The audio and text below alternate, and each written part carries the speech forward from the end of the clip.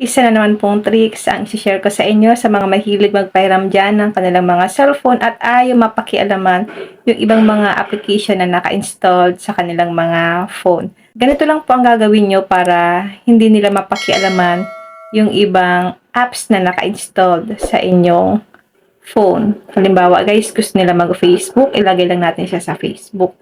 At halimbawa, gusto lang nila mag-YouTube, ilagay lang natin sila sa YouTube. Kailangan lang po natin dito guys gamitin ang app pinning or screen pinning. Ganito po ang paggamit ng app pinning or screen pinning sa ating device. Punta lang tayo sa ating phone settings.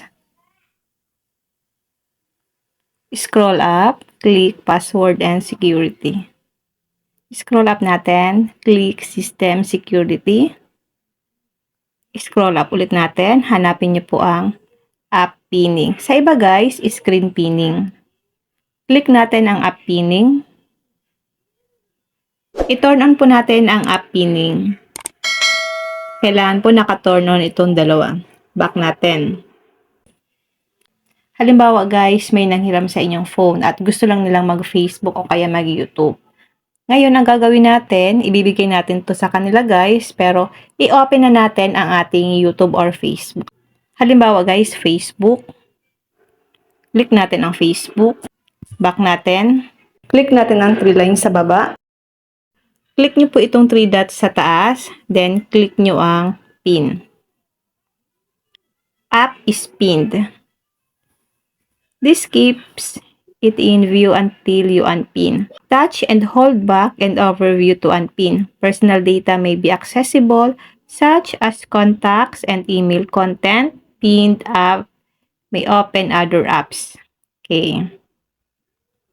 Dito guys, kapag nakapid na ito, hanggang dito lang siya sa ating Facebook.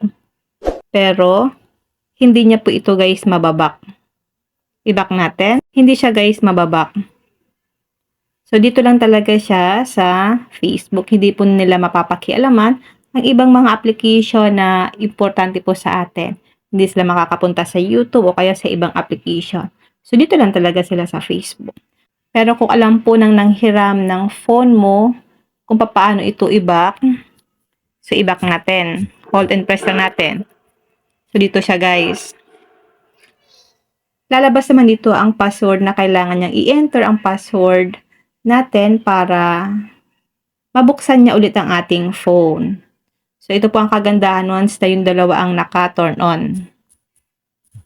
Ganun po kaganda ang features na ito once na alam po natin gamitin ang screen pinning. At kapag marami pong nangihiram sa atin ng phone, ganun lang po ang gagawin nyo. I-pin nyo lang po yung gusto nyang gamitin na application. So, at least hindi po nila mapapakialaman ang inyong phone. Kung may natutunan ka sa aking video, huwag mong kalimutan na i-follow ako sa aking Facebook page, Positive Mind, at sa aking YouTube channel, RK Wilo, para lagi kang updated sa lahat ng tips at video tutorial na ina-upload ko. Mag-comment ka lang sa comment section kung may mga tanong kayo.